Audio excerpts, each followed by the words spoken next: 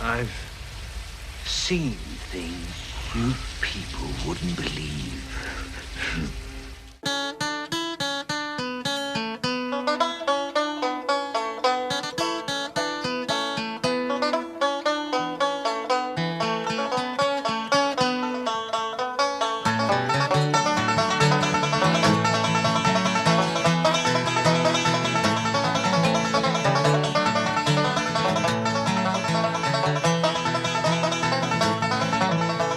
Vous écoutez Parlons Travelling et Gros Plan, une émission entièrement consacrée au cinéma sur Radio B et diffusée tous les premiers jeudis du mois à 7h30, 8h30 et 12h30. Je vous parle solidarité avec les étudiants et les ouvriers et vous me parlez Travelling et Gros Plan. Bonjour à tous. Pour ce nouvel épisode, je vais vous parler de George Lucas, le célèbre créateur de Star Wars. Son parcours est assez atypique car il a la particularité d'être fortement lié à celui de deux autres cinéastes fameux, Francis Ford Coppola et Steven Spielberg. En fait, on peut dire que George Lucas a eu deux vies, celle d'avant Star Wars qu'il a partagée avec Coppola et celle d'après Star Wars où il s'est davantage rapproché de Spielberg. C'est pourquoi cette émission sera elle-même divisée en deux parties correspondant à chacune de ces deux périodes. Ces deux duos sont assez différents puisque le premier, formé par Coppola et Lucas, ressemble un peu à une relation de maître à élève. Il faut savoir qu'ils ont 5 ans d'écart. Tandis que le second, formé par Lucas et Spielberg, qui n'ont que 2 ans d'écart, s'apparente davantage à celle de deux copains, deux gamins presque en comparaison de leur aîné. Mais prenons les choses dans l'ordre, tout commence au début des années 60, avec le plus âgé des trois, Francis Ford Coppola. Coppola et Lucas ont un point en commun. Ils sont tous les deux été formés au cinéma de la même manière, en passant par une école de cinéma. Coppola va rapidement devenir célèbre car il sera le premier étudiant de ce type d'école à effectivement réussir à devenir réalisateur. Et il faut savoir qu'à cette époque, c'était assez exceptionnel. Il faut dire que pour y parvenir, il était prêt à tout. Ses premiers travaux sont des films érotiques et des montages de films étrangers qu'il devait rendre exploitables aux États-Unis. Rien de bien glorieux donc, mais ça lui permettra ensuite d'être recruté par Roger Corman, un producteur spécialisé dans les séries B fauchées, qui avait un véritable don pour dénicher les futurs talents. À force de bien travailler pour lui sur tout un tas de films, il aura lui aussi droit à sa propre série B fauchée, un petit film d'horreur inspiré de Psychose et intitulé Dementia 13, dont voici un extrait de la bande-annonce. An attempted escape, a meeting with terror.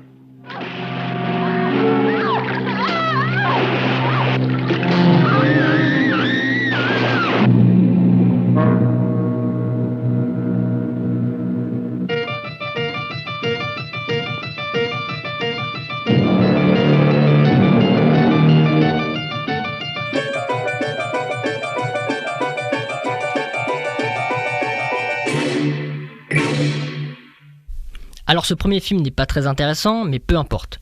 L'objectif était atteint, le voilà devenu réalisateur. À partir de là, il se fera remarquer par les studios et on finira par lui confier la réalisation de son premier film à gros budget, la comédie musicale La Vallée du Bonheur. C'est un film totalement désuet, qui a très mal vieilli, mais qui lui permettra de faire une rencontre décisive. George Lucas, lui, se fera tout de suite remarquer dans son école de cinéma avec ses premiers courts-métrages. Il se distingue particulièrement de ses petits camarades par son talent pour la photographie et le montage. C'est grâce à ça qu'il va gagner des prix et des bourses qui lui donneront le droit de partir observer des tournages de vrais films à Hollywood. Et c'est comme ça qu'il se retrouvera, un beau jour, sur le plateau de La Vallée du Bonheur de notre ami Coppola, et qu'ils deviendront amis. Nous sommes alors en 1968, une année très importante comme chacun sait. Aux États-Unis, c'est l'apogée des grands mouvements sociaux contestataires et de la contre-culture. Alors évidemment, la comédie musicale que tourne Coppola est en total décalage avec l'état d'esprit de la jeunesse de l'époque. Je vous laisse écouter sa musique pour vous en convaincre. Look, look, look to the rainbow. That's Finian's rainbow. Over the hills. Look to Fred Astaire. Look, look, look to the rainbow. Follow it over the hill and stream. Coppola se rend bien compte qu'il y a un petit problème quelque part. Il décide alors, pour son projet suivant, de partir à l'aventure. Avec peu de moyens et beaucoup d'improvisation, il va sur les routes, pour filmer un road movie intitulé Les gens de la pluie. Tout d'un coup, il se retrouve en osmose parfaite avec l'esprit du nouveau cinéma américain, car il adopte exactement la même méthode que Dennis Hopper et Peter Fonda, qui tournent au même moment Easy Rider, le film de motard qui marque l'avènement du nouvel Hollywood.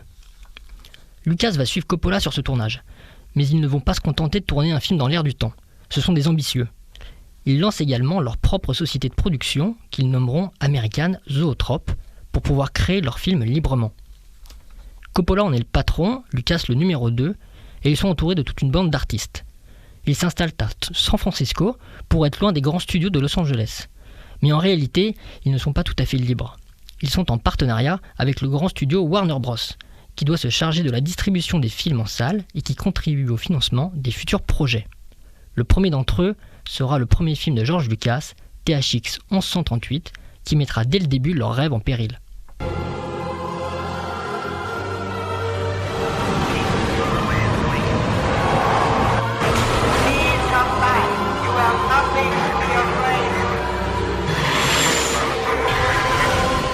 Can you hear me?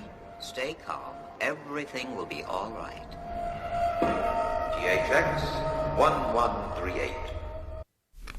THX 1138 est un film dystopique à la 1984 de George Orwell. Il montre une société futuriste totalitaire dans laquelle les individus sont privés de leur personnalité et de leur liberté. Les relations sexuelles y sont également interdites, ce qui va conduire le héros en prison. Le résultat est très beau mais pas très gai. Alors quand Lucas va le présenter aux dirigeants de Warner Bros, ce sera la douche froide. Ils vont le détester et couper dedans sans demander son avis au réalisateur. Pour le pauvre Lucas, ce sera une expérience traumatisante. C'est son premier film, il s'est battu pour le tourner avec peu de moyens, et subitement, on lui impose des coupes arbitraires, sans logique, uniquement motivées par des considérations marketing. Il en tire la conclusion que les dirigeants du studio ne comprennent rien à ce qu'il a fait, et qu'il devra se débrouiller pour échapper à leur emprise à l'avenir. Mais cela va prendre un peu de temps. Et en attendant, il faut sauver les meubles et renflouer American Zoetrope, qui se retrouve déjà en pleine banqueroute. C'est alors Coppola qui va se mouiller et accepter une commande à contre-cœur. En effet, on lui propose d'adapter un livre qui n'intéresse guère, un roman de Mario Puzo intitulé Le Parrain. On se connaît tous les deux depuis des années, mais c'est la première fois que vous venez me demander un conseil ou un coup de pouce. Je ne sais même plus à quand remonte la dernière tasse de café que je suis venu prendre chez vous. Pourtant, ma femme est la marraine de votre seul enfant. Alors, un peu de franchise. Vous avez repoussé mon amitié parce que vous aviez trop peur d'être mon débiteur. Je ne voulais pas avoir d'ennui. Oh, je comprends. Vous aviez le paradis en Amérique. Une affaire qui tournait, une bonne petite vie tranquille, la police, les tribunaux pour vous protéger. Vous n'aviez pas besoin d'un ami comme moi. Aujourd'hui, vous venez pleurer chez moi en disant « Don Corleone, rendez-moi justice ». Est-ce que je vois un peu de respect? Est-ce que je sens un peu d'amitié? Est-ce qu'il vous vient l'idée de m'appeler parrain? Coppola va améliorer l'histoire, mettre sur pied l'un des plus beaux castings jamais rassemblés et recruter un chef opérateur particulièrement inspiré. Il réalise alors un immense chef-d'œuvre qui deviendra rien de moins que le film le plus rentable de l'histoire du cinéma en 1972. Il devient alors très puissant à Hollywood, ce qui va lui permettre de protéger son ami George Lucas, qui va de nouveau se retrouver en conflit avec un studio pour son deuxième film, American Graffiti. Alors là, on peut dire que l'embrouille n'a absolument aucun sens. Parce qu'autant son premier film THX avait peu de chances de plaire, autant le deuxième avait tout pour lui. C'est une histoire sympathique, qui montre des jeunes en train de draguer des filles et de faire des courses de voitures au début des années 60. L'humeur est bonne et la bande-son est remplie de musique rock. Mais cela ne suffira pas au studio Universal, qui lui demandera lui aussi de faire des coupes. Heureusement, cette fois Coppola pourra intervenir et le défendre. Et ce ne sera pas inutile, puisque le film sera un carton à sa sortie, et Lucas connaîtra enfin son premier succès. Cette seconde mésaventure a confirmé son idée selon laquelle les patrons de studio ne connaissent rien au cinéma. Il n'aura alors plus qu'une seule idée en tête, devenir véritablement indépendant. Et pour cela, il va se lancer dans un projet complètement fou, totalement irréalisable, et auquel personne ne va rien comprendre. On pourrait donc se dire qu'il est mal parti, et pourtant l'histoire va en décider autrement.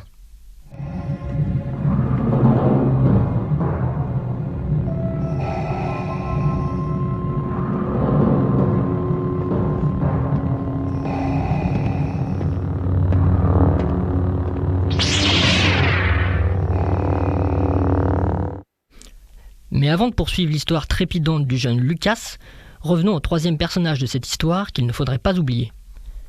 En effet, pendant que nos deux amis barbus se battent pour faire leur film, un autre jeune homme est en train de monter à Hollywood. Il s'appelle Steven Spielberg, il a 2 ans de moins que Lucas et 7 ans de moins que Coppola. Et lui, contrairement à eux, n'a jamais mis les pieds dans une école de cinéma. Les galères, il ne les a pas non plus connues, puisqu'il a débuté directement dans le studio Universal, qu'il a intégré via des petits boulots. Très vite, on lui donne sa chance, en lui confiant la réalisation d'épisodes de séries télé. Et il s'en sort tellement bien qu'il enchaîne rapidement avec un téléfilm, Duel, sur un camion fou qui traque un automobiliste pendant plus d'1 heure. Ce premier essai aura tellement de succès qu'on décidera de le rallonger afin d'en obtenir une version cinéma. Il enchaîne ensuite avec son premier vrai long métrage, Sugarland Express, un nouveau road movie qui sera encensé par la critique. On l'aura compris, grâce à la chance et au talent, ses débuts sont brillants et sans grande difficulté. En fait, tout lui réussissait parfaitement jusqu'à ce qu'il décide pour son 3e projet d'adapter un roman de Peter Benchley intitulé Jaws.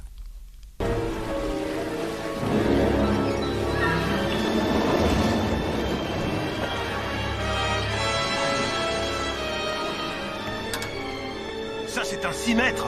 7 mètres qui fait. 3 tonnes bien pesées.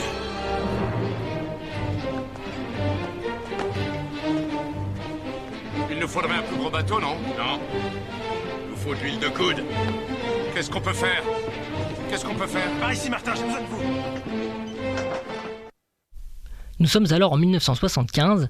Avec Les Dents de la Mer, Spielberg va plonger tête baissée et sans savoir dans la plus grande galère de sa vie.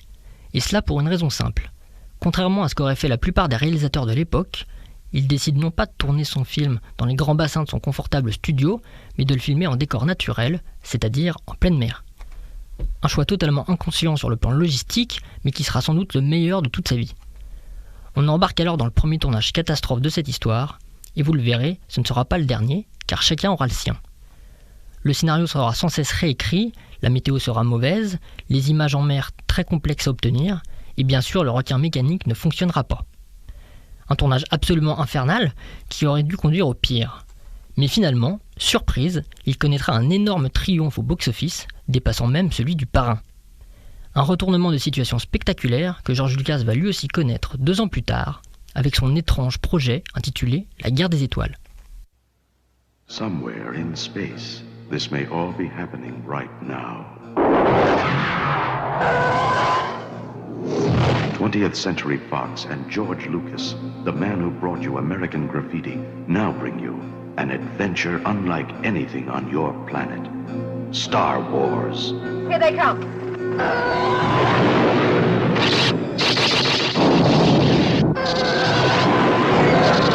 Coming in too fast! The story of a boy, a girl, and a universe. Pour ce film, Lucas imagine tout un univers de science-fiction qui sera extrêmement complexe à matérialiser, surtout avec le peu de budget dont il dispose. Mais par chance, il ne savait pas que c'était impossible, alors il l'a fait. Faire voler des vaisseaux spatiaux, imaginer des sabres laser et faire parler des robots, c'est très bien sur le papier, mais à l'écran c'est une autre affaire, surtout dans les années 70. Pour y parvenir, il a créé une société, ILM, qui a passé 1 an à plancher sur les effets spéciaux et qui a carrément dû fabriquer une nouvelle caméra capable de les filmer. Nous voilà alors partis pour le 2e tournage catastrophe, celui de Lucas. Il va d'abord entrer en conflit avec son équipe technique, il aura droit lui aussi à des robots défectueux, une grosse tempête de sable ravagera son plateau lors du tournage en Tunisie et il subira une énorme pression financière de la part du studio producteur. Face à l'accumulation des difficultés, il finira même par faire une crise d'hypertension. Mais là encore, il y aura un renversement de situation inimaginable, car à son tour, le film explosera le box-office en surpassant Les Dents de la Mer. Ce succès aura une importance déterminante, car ce sera l'occasion pour lui de prendre enfin sa revanche sur les studios. Après tous ces déboires, il pourra enfin réaliser ses rêves, pour le meilleur et pour le pire. Si vous voulez connaître la suite de l'aventure, je vous invite à écouter la seconde partie de cette émission qui sera diffusée le jeudi 6 mai à 7h30, 8h30 et 12h30 sur 90 FM. Je vous raconterai comment Francis est devenu fou aux Philippines, à quel moment George a placé son avenir entre les mains d'une petite marionnette verte et pourquoi Steven fut le seul à échapper à la dysenterie en Tunisie. A bientôt sur Radio B pour le 3e numéro de Parlons Travelling et Gros Plan. Si seulement tu connaissais le pouvoir du côté obscur. Obi-Wan ne t'a jamais dit ce qui est arrivé à ton père. Oh, il m'en a dit assez. Il a dit que vous l'avez tué. Non, je suis ton... Bye.